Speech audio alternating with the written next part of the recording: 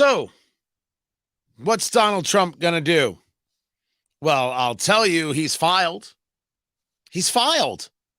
He has filed, and he may very well be running. And I think people are, to whatever extent you think you can be shocked by such a thing, I don't quite get it. I don't quite get how you could possibly be. The FEC says that he's got the filing. And if he's got the filing, well, then what are we even questioning here? What's this announcement going to be? I don't know if you can hear what I can hear in my ear. That's the question. Whether or not you can hear what is in my ear right now. I want to make sure you can, though. Welcome to the show, everybody. Good to be with you. Presented by Americans for Prosperity, AmericansForProsperity.org.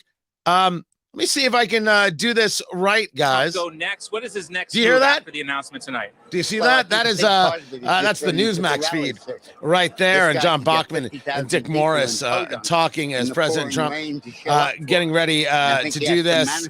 Yes, Eric, good to see you. He did file already, but that just came out a few minutes ago. Even just before I was putting this together, that the stream was there. Let me take that out just for a minute. So he's going to announce. He's going to run. The question is, how is he going to announce? Is he announcing with somebody? Is he announcing to move people out of the field? And we should be clear, I don't think he's going to be able to. Now, a lot of people are going to take this conversation as a big anti-Trump conversation.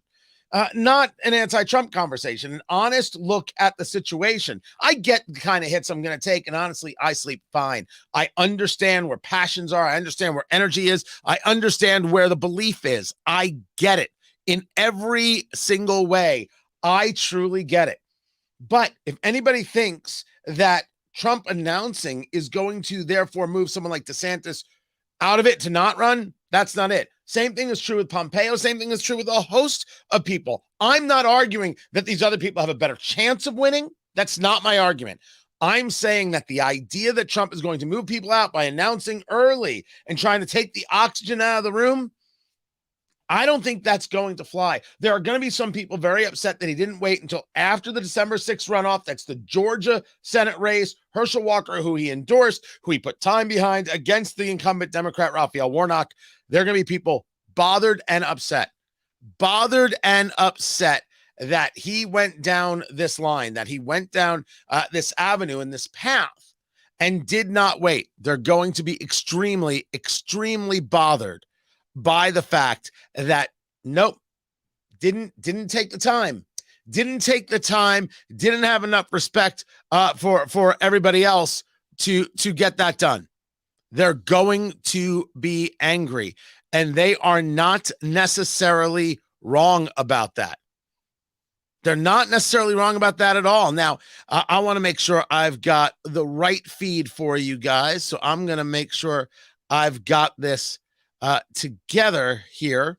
And I'm having, of course, a couple problems getting it to you, but I'm going to do it. It is not going to be DeSantis.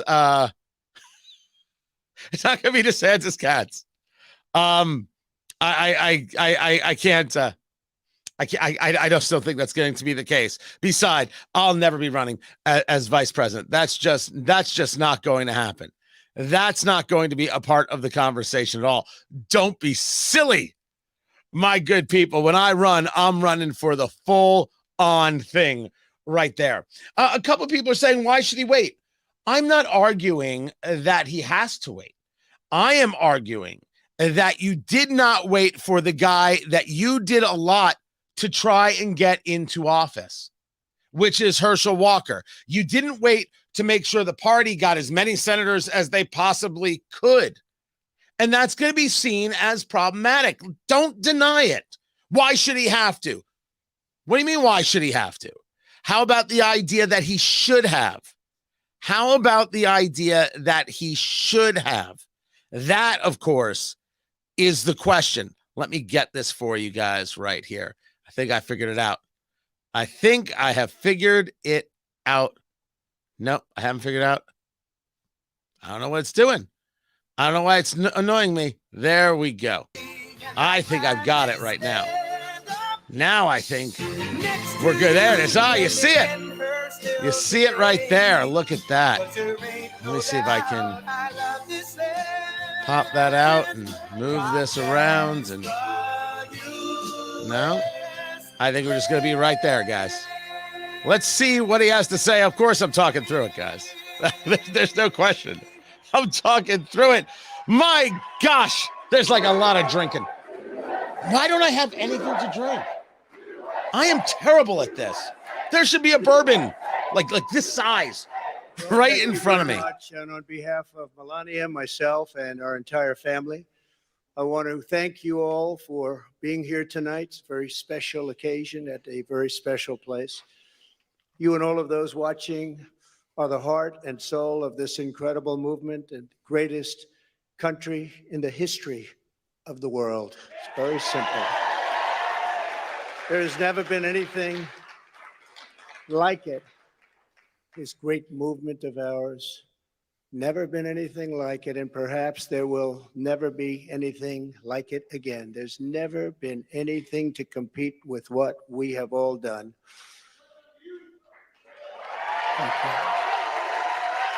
Ladies and gentlemen, distinguished guests, and my fellow citizens, America's comeback starts right now. Okay, so it's game on. Now the question is, how many attacks on DeSantis, Pompeo, Pence, etc.? The United States stood ready for its golden age. Our nation was at the pinnacle of power, prosperity, and prestige, towering above all rivals, vanquishing all enemies, and striding into the future, confident and so strong. In 4 short years, everybody was doing great. Men, women, African Americans, Asian Americans, Hispanic Americans, everybody was thriving like never before.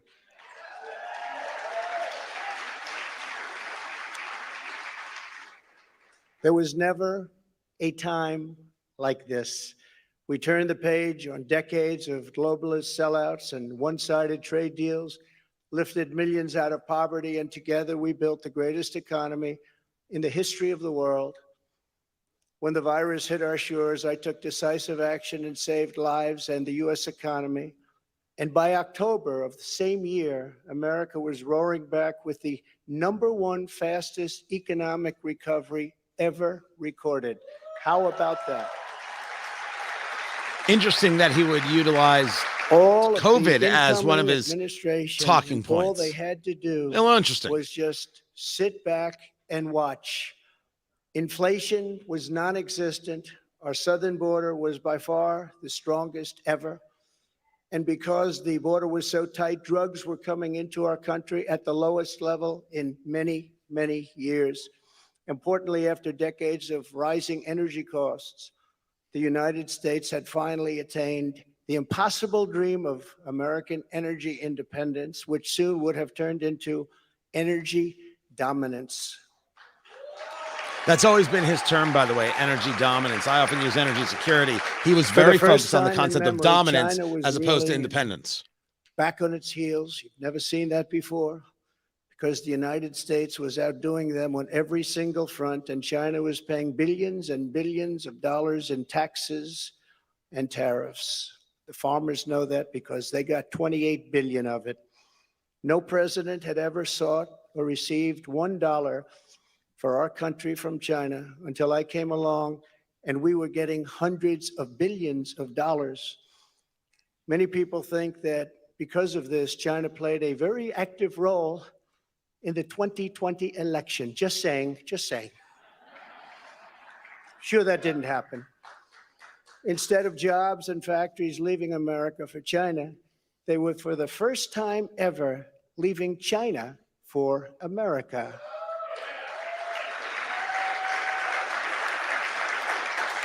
Businesses were pouring back because of our historic tax and regulation cuts, the biggest in both categories in history, bigger even than what Ronald Reagan was able to produce, and he produced a lot. China, Russia, Iran, and North Korea were in check. and respect it. They respected the United States, and quite honestly, they respected me. I knew them well. I knew them well. Well, you can discuss Biden meeting with Xi Jinping The and vicious wearing the Mao ISIS shirt and what a caliphate, problem that which visual no really president was is. able to conquer, I mean, it is. was decimated by me and our great warriors in less than 3 weeks, and al-Baghdadi, its founder, was hunted down and killed. North Korea had not launched a single long-range missile since my summit with Chairman Kim Jong-un nearly 3 years before. We developed a relationship, and that's a good thing, not a bad thing. It's a good thing. Very good thing, actually, because look at what's happening today. My opponents made me out to be a warmonger and just a terrible person who would immediately go into war. They said during the 2016 campaign that if he becomes president, there will never be a war within weeks, and we will have wars like you've never seen before.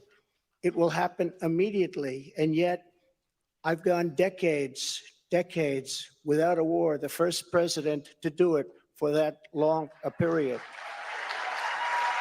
Well, I'm not sure how the decades comes into it, but he can play the part that he was provoked in places and did not follow through, did not engage in any war footing. He does get to win that argument. And if I was running for president, I was him, I'd campaign on that as well. Promises to the American people, and unlike other presidents, I kept my promises. I kept them.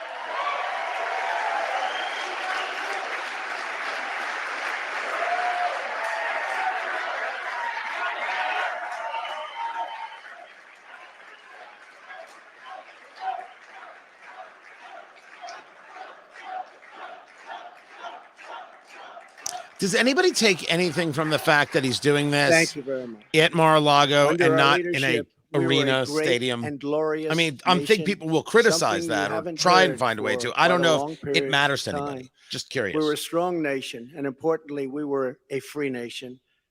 But now we are a nation in decline. We are a failing nation. For millions of Americans, the past 2 years under Joe Biden have been a time of pain, hardship, anxiety, and despair. Can't deny that. Inflation is the highest in over 50 years. Gas prices have reached the highest levels in history and expect them to go much higher now that the strategic national reserves, which I filled up, have been virtually drained in order to keep gasoline prices lower just prior to the election. Joe Biden has intentionally surrendered our energy independence. There is no longer even a thought of dominance, and we are now begging for energy help from foreign nations, many of whom find us detestable. Our southern border has been erased, and our country is being invaded by millions and millions of unknown people, many of whom are entering for a very bad and sinister reason. He's going to get hit across the head for saying invaded by half the country. The other half the country is going to say, yeah, that's it. Article 4, Section 4, protecting the country from invasion. They're absolutely going to agree. Pounds of deadly drugs, including very lethal fentanyl, are flooding across the now open and totally porous southern border. The blood-soaked streets of our once great cities are cesspools of violent crimes, which are being watched all over the world as leadership of other countries explain that this is what America and democracy is really all about. How sad. The United States has been embarrassed, humiliated, and weakened for all to see. The disasters in Afghanistan, perhaps the most embarrassing moment in the history of our country, where we lost lives, left Americans behind, and surrendered $85 billion worth of the finest military equipment anywhere in the world. And Ukraine, which would have never happened if I were your president, are something. Another thing that he can absolutely say, now you don't know if it's true, but he can say it. Ukraine would not have been a thing. Russia would have not moved on if Trump was in office. And even the Democrats admit that. That's something I've seen them admit over and over again. But Our enemies are speaking of us with scorn and laughter and derision because of those two events. But there are many more. Even just today, a missile was sent in, probably by Russia, to Poland, 50 miles into Poland, and people are going absolutely wild and crazy, and they're not happy. They're very, very angry. Now we have a president who falls asleep at global conferences, was held in contempt by the British Parliament over Afghanistan. Thanks to the words of wisdom, he said thank you to the wrong country for inviting him to a major summit on the environment of all things. They fly for days to get there, and then he calls the country a name that was actually a country on another continent. And he's leading us to the brink of nuclear war, a concept unimaginable just 2 short years ago. You cannot mention the nuclear word. It's too devastating. The Green New Deal and the environment, which they say may affect us in 300 years, is all that is talked about. And yet nuclear weapons, which would destroy the world immediately, are never even discussed as a major threat. Can you imagine? They say the ocean will rise 1/8 of an inch over the next 200 to 300 years. But don't worry about nuclear weapons that can take out entire countries with one shot. Something is wrong with their thinking. Under Biden and the radical Democrats, America has been mocked, derided, and brought to its knees, perhaps like never before. But we are here tonight to declare that it does not have to be this way. It does not have to be this way. Playing out the conversation of an alternative. It's actually when Trump does presidential, he can do it right. 2 years ago, we were a great nation, and soon we will be a great nation again.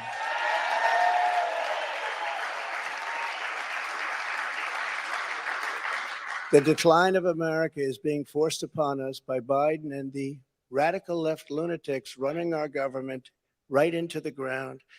This decline is not a fate we must accept.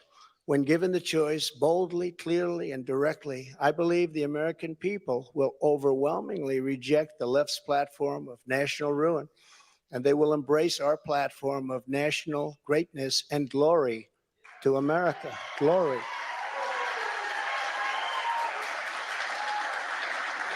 Exactly 1 week ago, our citizens voted in the important midterm elections, and despite a ridiculously long and unnecessary period of waiting, far longer, in fact, than any third world country, just a short time ago, the Republicans won back control of the House of Representatives. That did get announced just a little short while ago. And it was with a great Trump-endorsed candidate, Congressman-elect Kevin Kiley, who is a fantastic person, And I'm very happy it was his vote that did it. But we now won back. This happened just an hour ago. Much criticism is being placed on the fact that the Republican Party should have done better. And frankly, much of this blame is correct. But the citizens of our country have not yet realized the full extent and gravity of the pain our nation is going through. And the total effect of the suffering is just starting to take hold. They don't quite feel it yet, but they will very soon. I have no doubt that by 2024, it will sadly be much worse, and they will see much more clearly what happened and what is happening to our country. And the voting will be much different. 2024. Well, I think a lot of people are feeling it now. Energy prices, food prices, housing. Are you getting ready?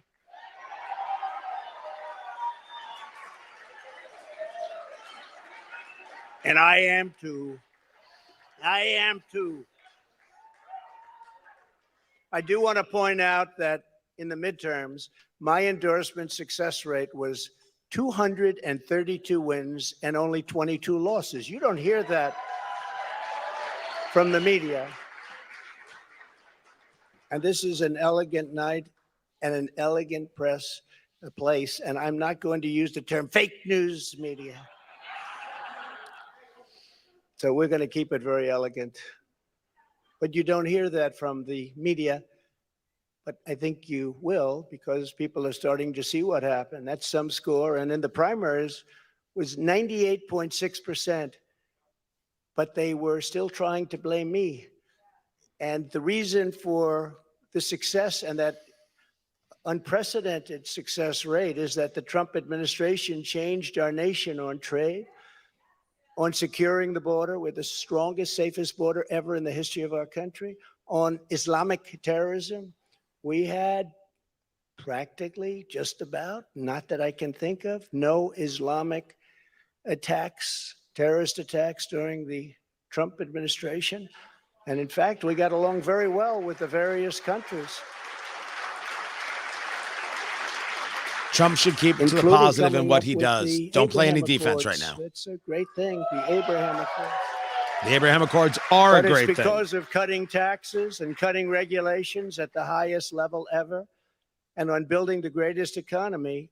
Any time in the history of the world, there's never been an economy like we had just 2 years ago. Despite the outcome in the Senate, we cannot lose hope. And we must all work very hard for a gentleman and a great person named Herschel Walker, a fabulous human being who loves our country and will be a great United States Senator. Herschel Walker, get out and vote for Herschel, and he deserves it. Interesting that he brought it up with the criticism of doing this before that Herschel Walker, that runoff vote. We elected a group of incredibly talented America First leaders who will be stars of our party for many years to come. In the popular vote, another thing that's not discussed for the House, we must remember that Republicans won 5 million more votes, the largest margin in many, many years, over the Democrats. 5 million more votes. That's a big thing. Breaking the radical Democrats' grip on Congress was crucial. So in other words, because of our great congressmen and all of our great congressmen and congresswomen, we have taken over Congress. Nancy Pelosi has been fired. Isn't that nice? Well, that is. I'm pleased about this, as many people are. But he's 20 minutes in. Where's the announcement, Don? I told them, I said, if you just keep a little bit lower standard, you're going to have a big victory. They said, let's win by 40 seats. Let's win by 50. I said, if you win by 2 seats, be happy. But she's on her way to another country right now. She's been fired. But we always have known that this was not the end. It was only the beginning of our fight to rescue the American dream. And it's a word you don't use, 2 words. I don't want to be Joe. It's 2 words, American dream. That was not good what he did. There are a lot of bad things, like going to Idaho and saying, welcome to the state of Florida. I really love it. In order to make America great and glorious again, I am tonight announcing my candidacy for President of the United States. And there it is. Okay. Game on. Now, someone's going to have to do the math on a scale of 1 to early. How early is this in comparison to any other announcement in terms of a run for president in the modern era? And do we believe that he can move people out? Is he looking to line up endorsements fast and furious? Will those endorsements actually mean anything? So many incredible friends and family here tonight. It's such a beautiful thing. Some people say, how do you speak before so many people all the time? When there's love in the room, it's really easy. If you want to know the truth, it really is. You ought to try it sometime. Together, we will be taking on the most corrupt forces and entrenched interests imaginable. Our country is in a horrible state. We're in grave trouble. This is not a task for a politician or a conventional candidate. This is a task for a great movement that embodies the courage, confidence, and the spirit of the American people. This is a movement. This is not for any one individual. This is a job for tens of millions of proud people working together from all across the land and from all walks of life, young and old, black and white, Hispanic and Asian, many of whom we have brought together for the very, very first time. If you look at the numbers, if you look at what's happened with Hispanic, with African American, with Asian, and just look at what's happening. This is a party that has become much bigger, much stronger, much more powerful, can do much more good for our country. This is a job for grandmothers and construction workers, firefighters, builders, teachers, doctors, and farmers who cannot stay quiet any longer. You can't stay quiet any longer. You're angry about what's happening to our country. Our country is being destroyed before your very eyes. It's a job for every aspiring young person and every hardworking parent, for every entrepreneur and underappreciated police officer who is ready to shout for safety in America. The police are being treated so badly. These are great people. They can straighten out the crime. They're the ones that know how to do it. We have to give them back their respect and their dignity.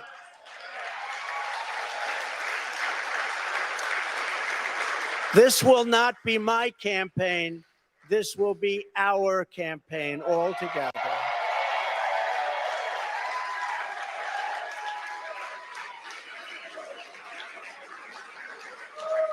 Because the only force strong enough to defeat the massive corruption we are up against is you, the American people. It's true. The American people, the greatest people on earth, we love them all. And we love both sides. We're going to bring people together. We're going to unify people. And it was happening in the previous administration, previous to the previous. And what was bringing them together was success. Prior to COVID coming in, the people were calling me, that were calling me. You wouldn't believe it. People that were so far left, I figured they'd never speak to me and I would never speak to them. But our success was so incredible, like never before. And then COVID started coming in from China. We call it the China virus. Some people call it other things, but it was devastating and we built it back and did an incredible job. But when people say Republicans or Democrats or liberals or conservatives, I say we can all get together. And we were doing that. That was happening just prior because the success was greater than this country has ever had. We were leapfrogging China and leapfrogging everybody else, and everybody wanted a piece of it.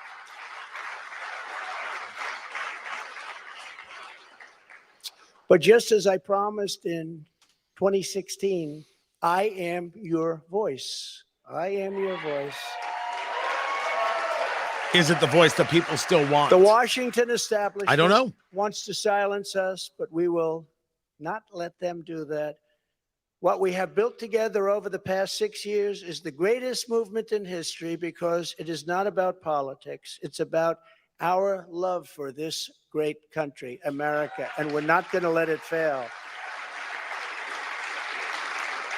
I am running because I believe the world has not yet seen the true glory of what this nation can be. We have not reached that pinnacle, believe it or not.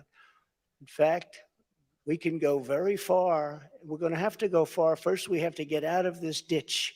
And once we're out, you'll see things that nobody imagined for any country. It's called the United States of America, and it's an incredible place. We are Americans, and we do not have to endure what has taken place in Washington, D.C. This is our country, our government, and the corridors of power, they're our corridors. They're not their corridors. These are our corridors. And we are coming to take those corridors back. I'm not sure what word he was using there. So Corridors? from now until Election Day in 2024, which will come very quickly, we'll go, look at how time flies. Look how fast it's all going. I will fight like no one has ever fought before. We will defeat the radical left Democrats that are trying to destroy our country from within, and likewise protect us all. We want to protect us. We have to be protected from all of those nations out there that are looking to destroy us from beyond our shores. There are lots of nations that hate us gravely. And that's the problem. When they look at us in disarray like we are right now, when we go to them begging for oil and we have more liquid gold under our feet than they have or any other nation has, and we don't use it because we're going to them, it's crazy what's happening. We can't let it continue. Joe Biden is the face of left-wing failure and Washington corruption. He had a big G20 dinner tonight. Everybody flew over to wherever they flew over. And guess what? He never showed up. They're still looking for him. What's going on? G20, I used to love that. The leaders, they used to make deals for our country like you wouldn't believe. It was one, give me the next one, give me the next one. And we got them to stop taking advantage of our country. Every nation took advantage of our country. We renegotiated deals with Mexico and Canada, USMCA. We got rid of the worst trade deal ever made. NAFTA, the worst trade deal ever made. That's why the farmers love Trump, because we did a great job, but manufacturers also. And we did a deal, we restructured our terrible deal with Japan. And I did it with Prime Minister Abe, a great man who unfortunately is so sad. He was a great friend of mine, but a great man, loved his country so much. But we restructured and made it a really terrific deal. And with South Korea and so many other countries. And the best of all was what we did to China. We made an incredible deal, but after COVID, I don't even bother talking about it because the devastation that caused for the entire world was too much to bear. I will ensure that Joe Biden does not receive 4 more years in 2020. Can't do it.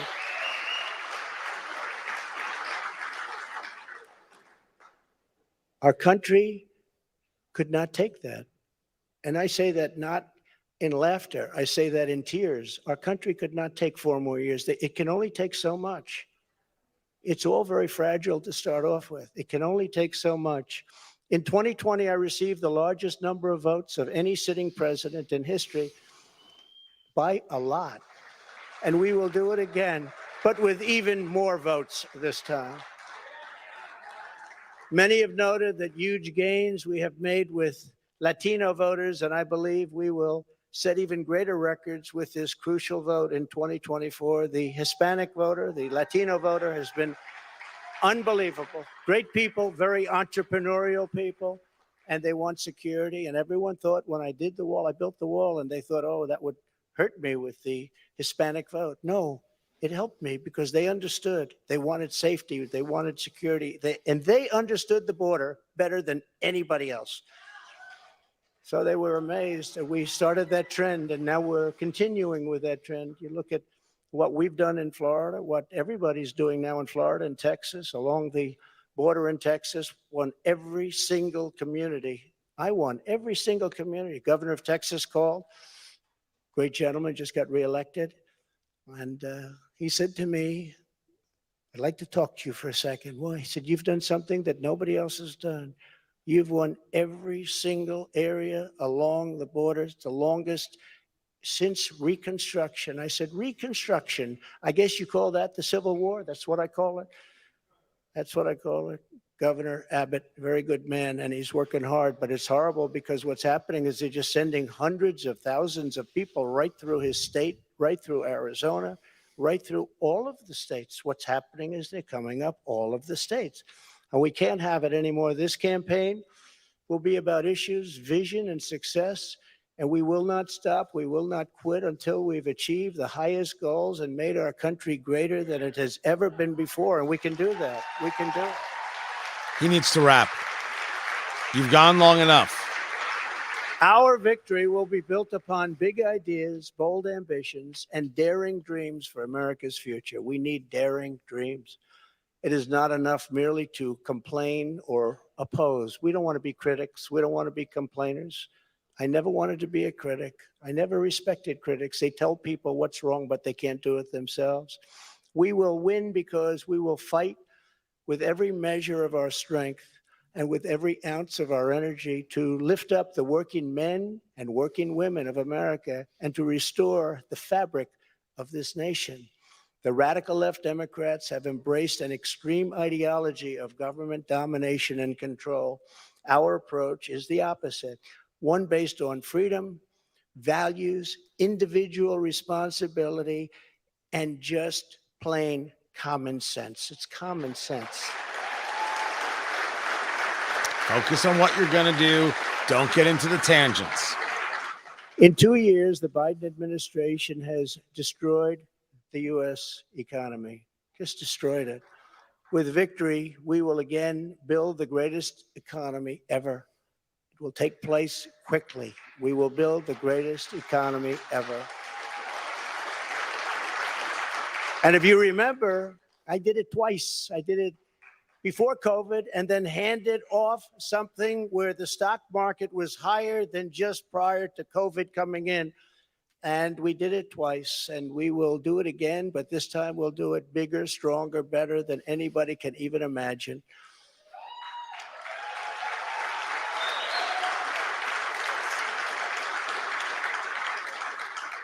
And one of the beautiful things of the pause, if there is such a thing as a beautiful thing, but one of the important factors of the pause is that we see how bad they've done. So we will be able to do it properly, and it will be much easier. Everybody will agree with us because everybody sees what a bad job has been done during this 2-year period, and it will be a 4-year period. Everybody sees that. It will be much easier for us to do what has to be done.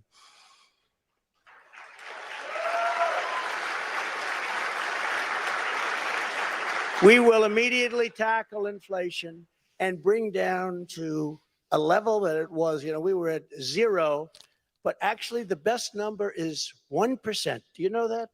You don't want it really 0. But we were. I'm not disagreeing 0. with him about we inflation. Got it to exactly 1%, the perfect number. One thing every economist agrees: don't have it 0, have it like at 1%. They even say 1 to 2, but I said let's do 1, and we had it at 1%, and we had it there for a long period of time, and we had the value of the dollar. We had it so that this country could make a lot of money. And I fought other countries where they devalued their dollar, or they devalued their currency, whether it was the pound or whether it was the yuan or the yen. And I used to fight like cats and dogs with the leaders of other countries because they were stealing from us. When they did that, they had artificial devaluations of their currency. It's a very important thing. I haven't even heard it mentioned in 2 years. That's a very important thing. It's very hard for us to compete when they do that artificially. And they had to pay a big price when they did it. And they never really did it for very long. I said, we're not going to do business with you anymore as a country. And they believed me. And they let it go back up. Instead of putting America last, as the Biden administration has done very, very openly and bravely, because I can't imagine saying, let's put America last. I think it takes courage. We will again put America first. Is that Roger Stone? I thought Roger Stone was going to bury him. Wasn't that like one of the videos that came out? They say politics makes strange bedfellows, and that is correct. We do love our country, isn't it? That's why we're here. I didn't need this. I had a very nice, easy life. This is something I didn't need, and a lot of you people don't need either. But we love our country. We have to take care of our country. We have to save our country. Every policy must be geared toward that which supports the American worker, the American family, and businesses, both large and small, and allows our country to compete with other nations on a very level playing field, which we never had until I came along and the Trump administration came along, and now we're losing it. They're moving back into China. They're moving back into these other countries. It's horrible.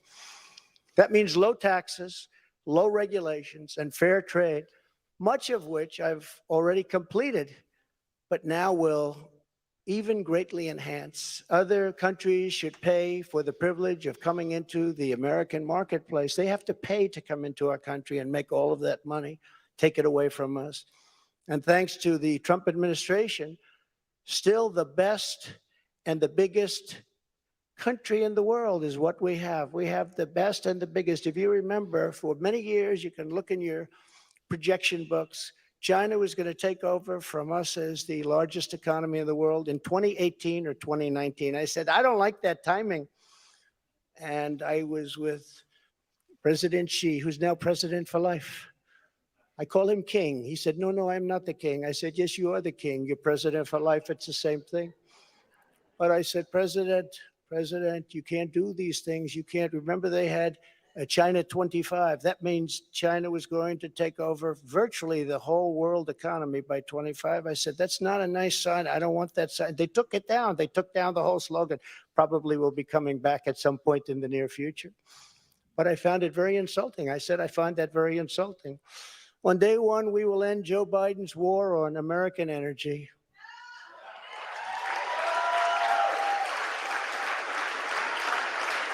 And you will see, when that happens, you will see energy costs come down. And because energy is so big and so important, you will see inflation dropping. You will see it come down. It's a thing of beauty. And you wouldn't think it's that complicated. Now, what has been complicated a little bit is what's happened to so many other things. I believe originally started by this energy disaster. So I'm going to need to wrap him up. I'm not angry with the president, mind you. I am just saying that there's only so much I can carry of it. I do want to get some thoughts on it. What it is the president has said.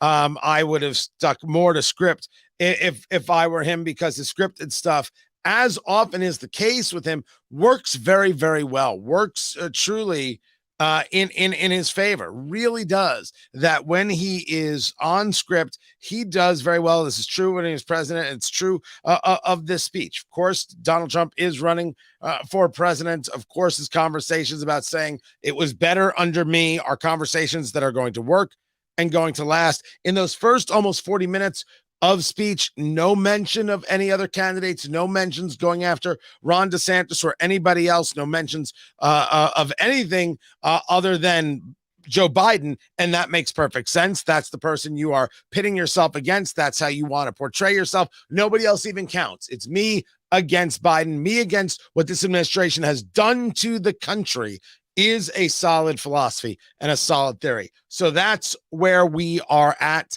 This is happening, folks.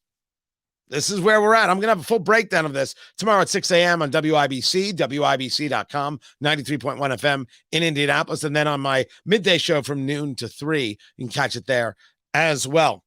Liam thinking sounds pretty respectful, like he's changed since 2016. Yeah, but I have multiple statements over the past 2 days that would show just the opposite conversation taking place. Remember, when he does teleprompter, he's always managed to do it. Always. This is nothing new.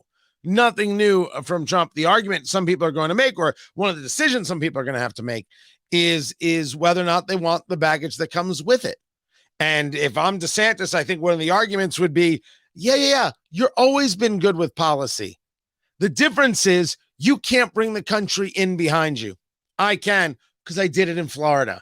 That's agree, disagree. That's going to be his argument. Get emotional about it. I'm pushing it to the side. That's going to be his argument. That's Trump's argument. I've already done it. DeSantis's argument will be, I have done it as well. As a matter of fact, I did it better. That's how it's going to play. It's how it's going to play. You heard him today. Check the scoreboard. That's how DeSantis is going to play it. If you're another candidate out there, not quite sure what your strategy is just yet. Not quite sure what that is. He's still going. He's still talking right there. Guys, I appreciate you. I appreciate Americans for Prosperity, americansforprosperity.org, allowing me to do this show. Greatly appreciate that. Hold on, Ron, are you asking me which one I prefer? If you I am not voting today, so there's that. B, I am under the opinion at this moment that DeSantis could have an easier time grabbing the people who want nothing to do with Trump than Trump could have in getting them back. Now you have to weigh that against the people who will say, well, if it's not Donald Trump, I'm not voting. And I think that the calculus actually goes with the former, not the latter. But that's right now. We've got a long, long, long time ahead of us. That much is for sure. I appreciate you guys so much, and I will catch you tomorrow.